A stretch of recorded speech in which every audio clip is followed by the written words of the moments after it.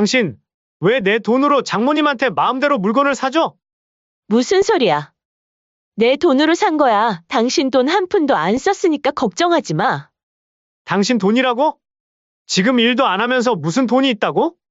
내가 당신한테 가져다 준 돈으로 모은 거잖아. 그럼 당신은 당신 부모님한테 TV 안마의자 명품백 다 사주면서 정작 당신은 내 엄마한텐 왜 이렇게 야박해? 내가 내 돈으로 우리 엄마 20년 된 세탁기 하나 못 바꿔줘. 됐고, 당장 내일 안으로 환불시켜. 앞으로 당신이 나가서 번 돈을 사드리던가? 내 돈은 더 이상 못 써. 웃기지 마.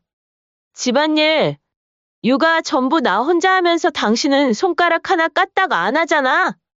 그럼 내 노동의 가치는 없어? 그리고 장모님도 그래요. 아무리 딸이 사준다 해도 그렇지 그걸 넙죽넙죽 받으시는 거예요? 제 지갑에서 나가는 거 뻔히 다 아시잖아요?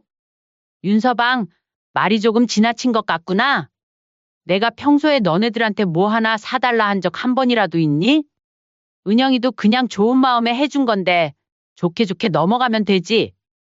어떻게 이렇게 사람을 죄인처럼 만드니? 이번 사연의 주인공은 서울 외곽 낡은 아파트에서 홀로 살아가는 65세 김선자 씨입니다. 20년 전 남편이 큰 사업 실패 후 갑작스럽게 세상을 떠난 뒤 홀로 딸 은영을 키워왔습니다. 선자 씨는 겉으로는 담대하고 의연한 모습이었지만 밤이면 종종 창밖을 멍하니 바라보며 지나간 시간을 생각했습니다. 혼자 사는 게 뭐 어때서? 적적할 때도 있지만 우리 딸 보면서 힘내야지. 이렇게 말하면서도 선자 씨의 눈빛에는 외로움이 묻어났습니다. 벽에 걸린 액자 속달의 웨딩 사진을 바라볼 때면 입가에 미소가 번졌습니다. 딸 은영은 한때 대기업 마케팅팀에서 승승장구하던 커리어 우먼이었습니다. 그런 딸이 4년 전 대형 로펌 변호사 윤상우와 결혼했고 남편의 권유로 퇴사해 전업주부가 되었죠. 내가 충분히 벌 수 있으니 당신은 집안일에 신경 써줘. 사위의 말에 따른 10년간 쌓아온 커리어를 포기했습니다. 처음엔 선자 씨도 걱정했지만 사위가 보여준 첫인상이 너무 좋았습니다. 결혼 초기 사위는 완벽해 보였죠. 매주 선자 씨에게 안부 전화를 보내고 명절에는 직접 운전해 모시러 오기도 했죠. 장모님, 오늘 과일 보내드린 거 드셨어요? 제가 특별히 골라서 보냈는데. 아이고, 그런 거 안 사보내도 된다니까. 장모님 사위가 안 챙기면 누가 챙겨요? 그때마다 선자 씨는 마음이 따뜻해졌습니다. 우리 은영이 참 좋은 사람 만났구나 싶었죠. 하지만 그 행복은 오래가지 않았습니다. 결혼 2년 차부터 사위의 태도가 서서히 변하기 시작했습니다. 어느 날 딸이 선자 씨에게 생활비를 조금 보태주겠다며 통장으로 30만 원을 보냈는데 그날 저녁 딸에게서 울먹이는 전화가 왔습니다. 엄마 그 돈. 다음에 보내드릴게요. 왜? 무슨 일 있니? 아니에요. 그냥 상우가 좀. 전화를 끊고 나서야 알게 됐습니다. 사위가 통장 내역을 확인하고 화를 냈다는 거였죠. 은영아, 장모님한테 용돈은 이제 그만 드리는 게 어때? 우리도 돈 모아야 하잖아. 사실 자식한테 용돈 같은 걸 바라진 않았습니다. 자기들끼리 행복하게 살면 그게 효도라 생각했죠. 그런데 명절이나 가족 모임에서 사위가 자신의 부모님, 사돈에게 보이는 태도는 완전히 달랐습니다. 사돈에게는 연간 1,000만 원 넘는 용돈과 해외여행 및 선물을 아낌없이 퍼부었죠. 한 번은 사돈 댁에 이사 집들이 때였습니다. 온 가족이 새 집에 모였는데 거실 한쪽에 놓인 고급 안마의자가 눈에 띄었습니다. 어머, 이거 새로 사셨어요? 네, 상우한테 요즘 온몸이 뻐근하다고 애기하니가 다음날 바로 사줬어요.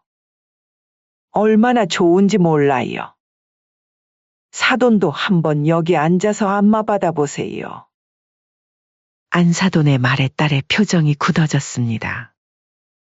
바로 지난주 딸이 선자 씨의 낡은 소파를 바꿔주고 싶다고 했을 때 사위가 불필요한 지출이라며 말렸던 터였으니까요. 그날 저녁 집으로 돌아가는 차 안에서 딸이 조심스레 남편에게 물었습니다. 안마의자. 꽤 비쌌겠네? 엄마 건강을 위해서는 아깝지 않지. 그럼 우리 엄마 소파도. 에이, 장모님은 아직 팔팔하신데 뭐.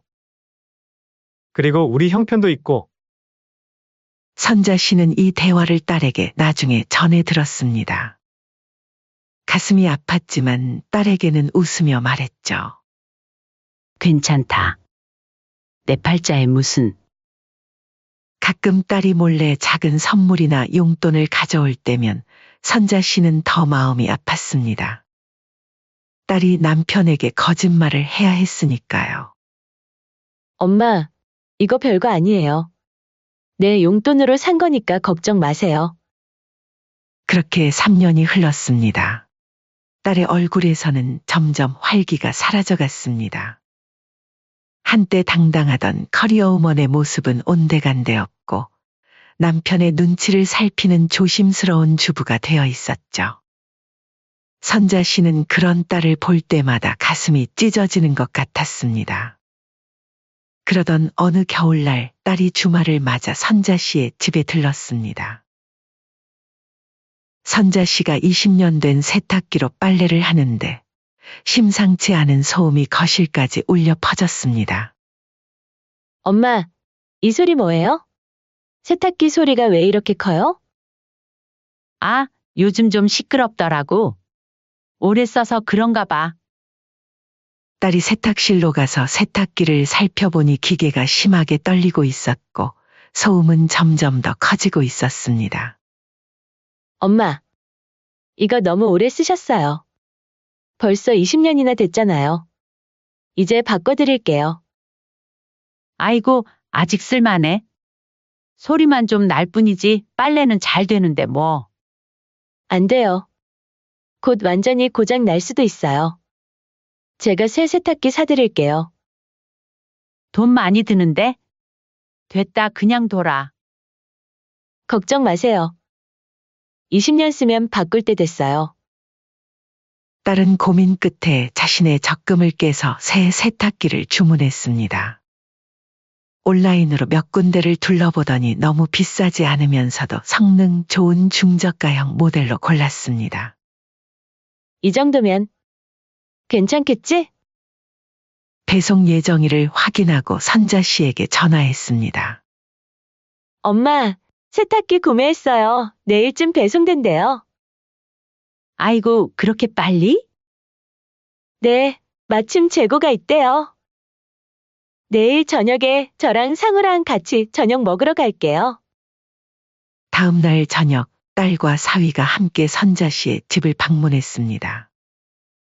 딸은 미리 반찬을 몇 가지 사들고 왔고 사위는 평소보다 기분이 좋아 보였습니다. 장모님, 오랜만에 뵙네요. 잘 지내셨어요?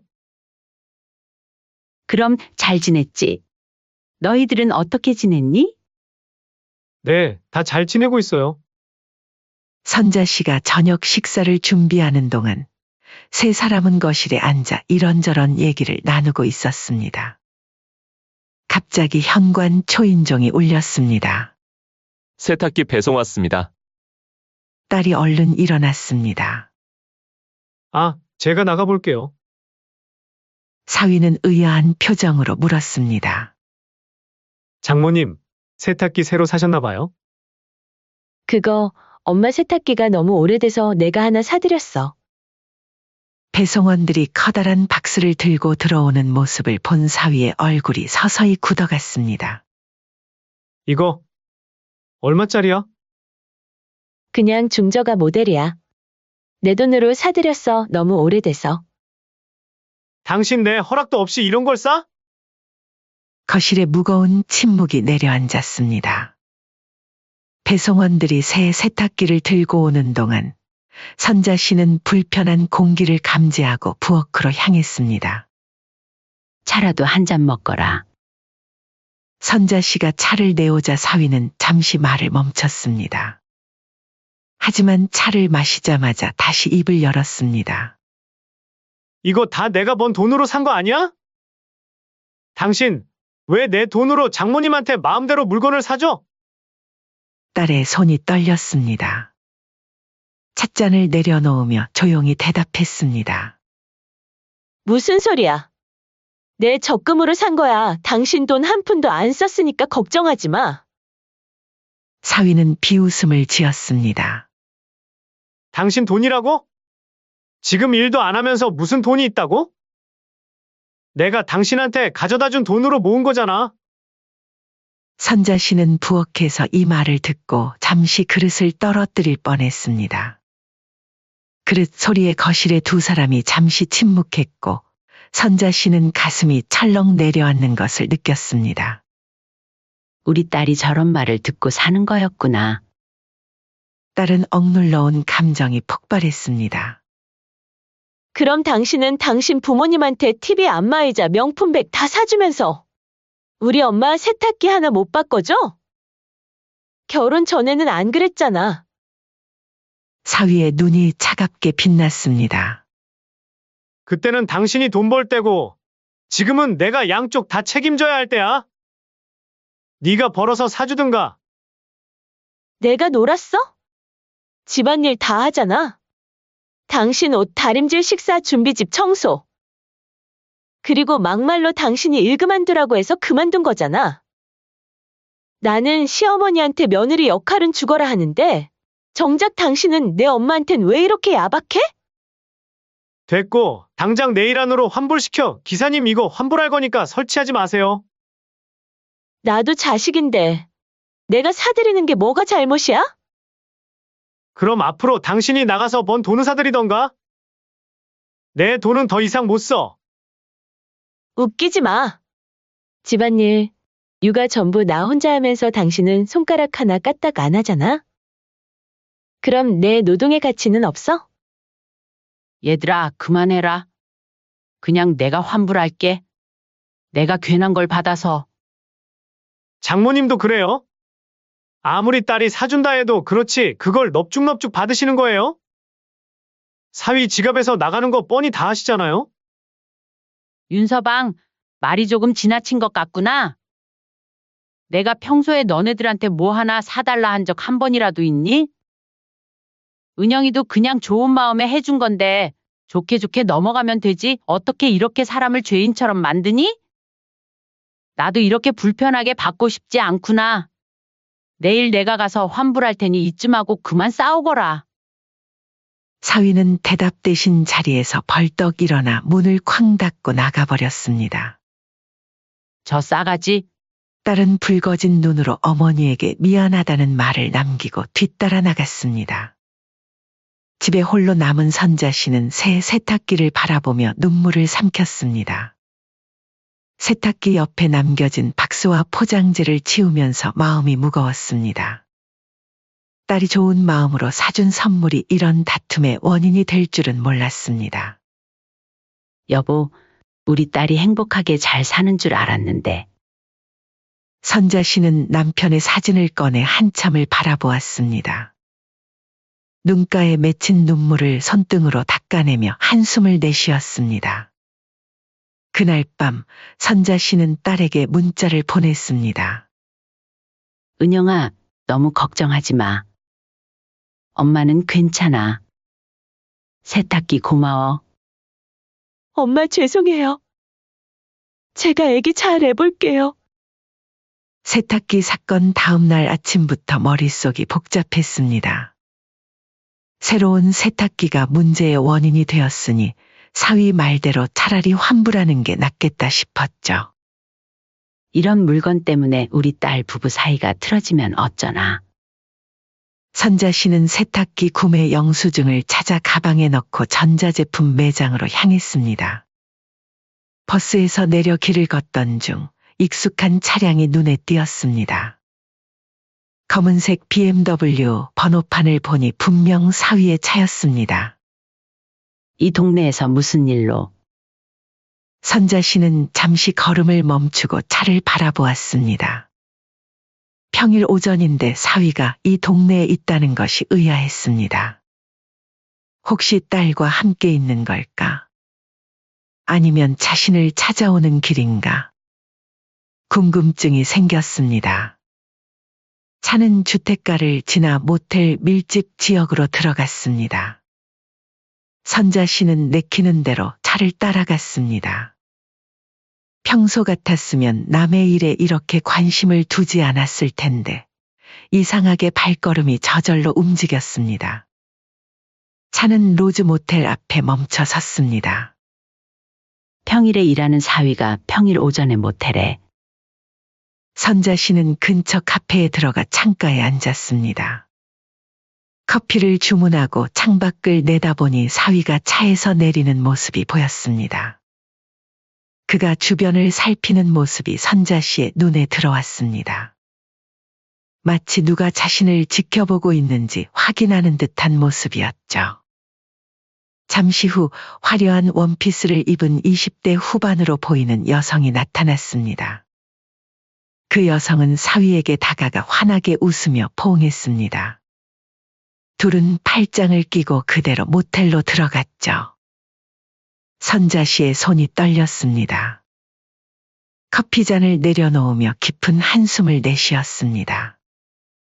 처음에는 뭔가 오해가 있을 거라고 생각했습니다. 모텔에 들어가기 전까지는 어쩌면 업무상 만남일 수도 있고 그냥 친구일 수도 있겠다 싶었죠. 하지만 모텔로 들어가는 모습은 그 어떤 변명으로도 설명이 되지 않았습니다. 아이고, 우리 은영이가. 가슴이 찢어질 듯 아팠습니다. 아이 하나 키우느라 평생을 바쳤는데 그런 딸이 이런 남자에게 상처받는 모습을 상상하니 눈물이 났습니다. 하지만 곧 마음을 다잡았습니다. 감정에 휘둘려서는 안 된다고 생각했죠. 확실한 증거가 필요했습니다. 선자 씨는 휴대폰을 꺼내고 나올 때까지 기다렸습니다. 그렇게 3시간이 지나고 드디어 둘은 모텔에서 나왔습니다. 이번엔 근처 이탈리안 레스토랑으로 향했습니다. 선자 씨는 멀리서 둘을 따라갔습니다. 레스토랑 유리창 너머로 사이좋게 웃으며 식사하는 모습이 보였습니다.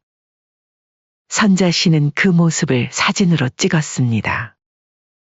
식사를 마친 후 둘은 다시 모텔로 돌아갔습니다. 선자 씨는 떨리는 손으로 그 모습을 영상에 담았습니다.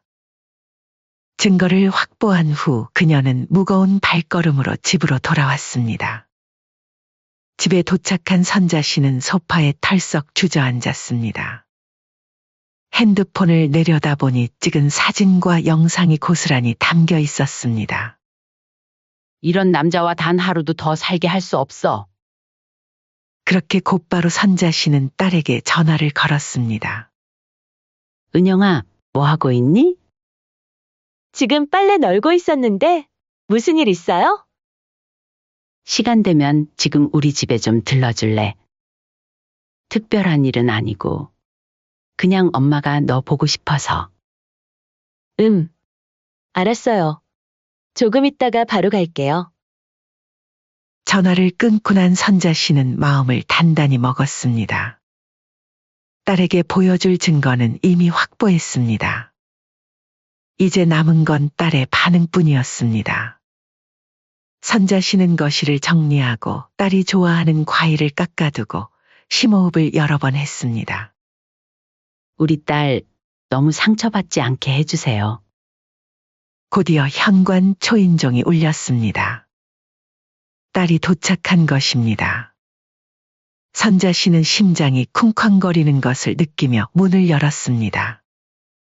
딸은 평소보다 얼굴이 피곤해 보였습니다. 거실에 앉은 딸에게 선자 씨는 차와 과일을 내왔습니다. 엄마, 갑자기 부르셔서 걱정했잖아요. 무슨 일 있으세요?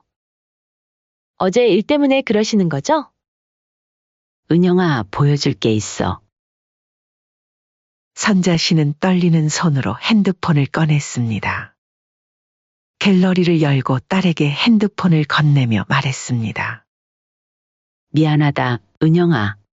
이건 네가 알아야 할 것 같아서. 딸은 의아한 표정으로 화면을 바라보았습니다. 화면 속에는 사위와 낯선 여자가 모텔로 들어가는 모습이 담겨 있었습니다. 처음에는 믿기지 않는다는 듯 웃다가 점차 표정이 굳어갔습니다. 얼굴이 창백해지더니 손이 떨리기 시작했습니다. 이게 언제? 어떻게? 세탁기 환불하러 가다가 우연히 봤어. 내가 환불하면 너희 사이가 좋아질까 싶어서. 선자 씨의 목소리가 떨렸습니다.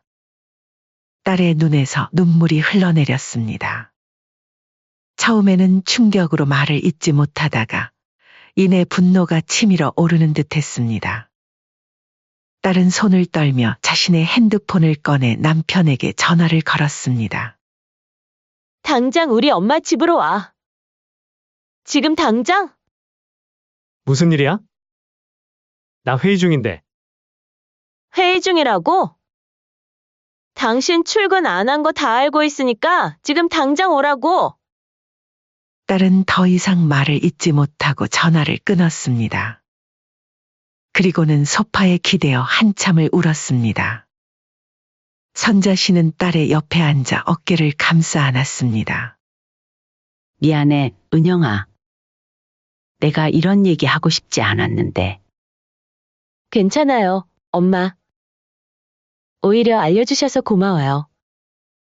나 사실 몇 번 의심한 적 있었어요. 야근이 많다고 하는데 전화하면 배경이 조용하다거나 주말 출근한다면서 양복 안 입고 나가고. 딸의 말에 선자 씨는 가슴이 더 아팠습니다. 딸이 이미 마음속으로 알고 있었다는 사실이 더 큰 상처로 다가왔습니다. 두 사람은 그렇게 1시간가량 앉아 있었습니다. 마침내 초인종이 울렸습니다. 사위가 도착한 것입니다. 선자 씨가 문을 열자 사위는 여유로운 표정으로 들어왔습니다. 장모님, 안녕하세요. 무슨 급한 일이라고 이렇게. 말을 채 끝내기도 전에 딸이 휴대폰을 사위에게 내밀었습니다. 화면에는 그가 어제 다른 여자와 모텔에 들어가는 장면이 재생되고 있었습니다. 사위의 표정이 순식간에 변했습니다. 이게 뭐야? 그건 너가 설명해야지. 이게 뭐냐고. 사위는 갑자기 태도를 바꿔 사과하기 시작했습니다. 미안해, 은영아. 한 번뿐인 실수였어. 스트레스 때문에 잠시 정신이 혼미해서. 다시는 안 그럴게. 하지만 딸의 눈빛은 이미 차갑게 식어 있었습니다. 머릿속에는 여러 기억이 스쳐 지나가는 듯 했습니다. 늦은 귀가, 주말 출근, 불필요한 출장. 모든 것이 이제야 연결되었습니다. 이런 일이 처음이 아니지? 얼마나 오래됐어? 사위의 침묵이 모든 것을 말해주었습니다. 딸은 천천히 일어섰습니다. 이혼하자. 내일 당장 변호사를 만날 거고, 이 영상은 위자료 청구 증거로 제출할 거야. 사위의 얼굴이 급격히 변했습니다. 처음에는 당황하더니 이내 위협적인 표정으로 바뀌었습니다. 너 이렇게 나오면 한 푼도 못 받아. 내가 로펌에서 일하는 변호사인 거 모르고 하는 말이야? 어디서 변호사한테 법으로 협박을 해? 누가 이길 집 뻔해. 선자 씨는 그동안 참았던 분노가 치밀어 올랐습니다. 하지만 침착하게 말했습니다. 그건 어떨지 두고 보자꾸나. 협박을 한다고? 지금 협박을 하는 게 누군데 그러니? 싹싹 빌어도 모자랄 판에 이 상황에서 큰 소리를 내? 내가 산 세탁기는 내가 돈 아깝다며 환불하라더니 모텔비 낼 돈은 있더냐? 장모님, 지금 그 얘기가 왜 나와요? 내 딸 고생시켜놓고 내 눈앞에선 착한 사위인 척하더니 뒤에선 바람피고 내 물건 사줬다고 소리 지르고 사람도 아니구나. 이제 끝났어. 윤상우. 오늘부터 당신하고 나, 남이야. 잠깐만. 은영아, 이렇게까지 할 필요 없잖아. 다 설명할게. 잠깐의 욕구였던 것뿐이야. 됐어. 엄마, 우리 변호사 사무실 가요. 이 인간, 이제부터 내 남편 아니에요. 그래, 이젠 이 집에도 내 딸 인생에도 발 못 들이게 해줄게. 너 반드시 나중에 땅 치고 후회하게 될 거다. 그렇게 사위가 떠나간 이후 딸은 다시 울음을 터뜨렸습니다. 선자 씨는 딸을 꼭 안아주었습니다. 괜찮아, 은영아. 우리가 해결할 수 있어. 엄마가 있잖아. 그날 밤 딸은 선자 씨의 집에서 묵었습니다. 다음 날 아침 딸은 변호사 사무실로 향했습니다. 선자 씨가 오래전부터 알고 지내던 변호사였습니다. 딸은 사위와의 이혼 소송과 위자료 청구를 위한 상담을 받았습니다. 이 증거면 충분합니다. 게다가 은영 씨에게 경제권을 주지 않고 통제했다는 점도 부각시킬 수 있어요. 다음 날부터 본격적인 법적 다툼이 시작되었습니다. 딸은 선자 씨의 영상 증거와 함께 이혼 소송과 위자료 청구를 제기했습니다. 처음에는 사위 쪽에서 강하게 나왔습니다. 로펌의 변호사들을 동원해 선자 씨가 사생활을 침해했다는 역공격까지 했습니다. 하지만 이혼 소송 과정에서 더 놀라운 사실이 밝혀졌습니다. 재판부가 사위의 재정 상태를 조사하는 과정에서 그가 회사 자금을 유용하여 내연녀를 위한 명품과 여행에 써왔다는 사실이 드러난 것입니다. 그것도 한두 번이 아니었습니다. 윤상우 변호사의 회사 카드 내역을 보면 최근 2년간 여성 의류 매장과 고급 레스토랑, 해외 리조트 예약 등에 수천만 원을 사용했습니다. 처가에는 세탁기 하나 사줄 돈 없다더니 어떻게 이럴 수가 있어? 이 사실이 로펌에도 알려지자 사위의 입지는 완전히 무너졌습니다. 로펌 내부에서도 그의 비윤리적 행위가 문제가 되어 결국 해고되었습니다. 사위는 모든 것을 잃었고 딸은 예상보다 훨씬 큰 위자료와 함께 승소했습니다. 은영 씨, 축하드립니다. 판결이 나왔습니다. 위자료 외에도 공동 재산의 70%를 받게 되었어요. 선자 씨는 법원 복도에서 딸의 손을 꼭 잡았습니다. 이제 다 끝났어, 은영아. 네, 엄마. 이제 새로 시작해요. 그날 저녁, 선자 씨와 딸은 오랜만에 함께 저녁을 먹었습니다. 고된 6개월간의 법적 다툼을 이겨낸 승리의 식사였습니다. 딸의 얼굴에는 오랜만에 편안한 미소가 번졌습니다.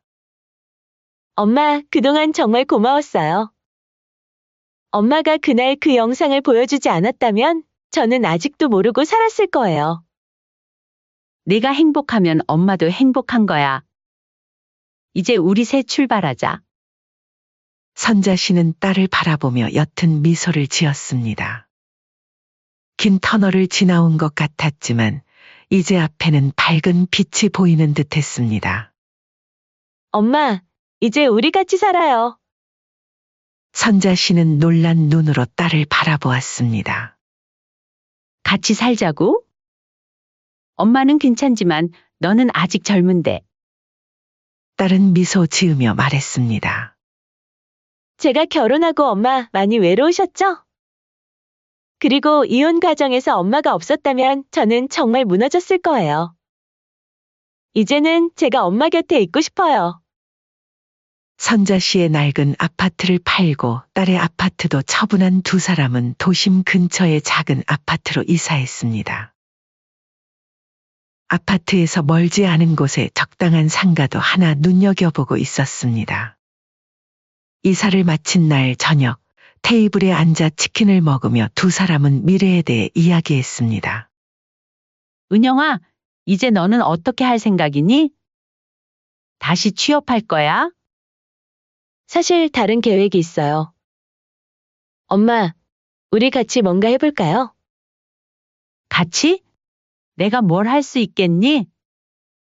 딸은 반짝이는 눈으로 말했습니다. 엄마, 엄마가 만드는 수제 디저트 기억나요? 어릴 때 친구들 데려오면 항상 칭찬받던 거. 그거? 별거 아닌데. 제가 봤을 때 엄마 디저트는 정말 특별해요. 예전에 마케팅할 때 배운 게 있어요. 요즘은 수제 디저트 카페가 인기 있거든요. 선자 씨는 고개를 갸웃했습니다. 내가 벌써 65인데 새로운 일을 시작하기에는 나이가 무슨 상관이에요? 오히려 어머니의 손맛이 강점이 될 수 있어요.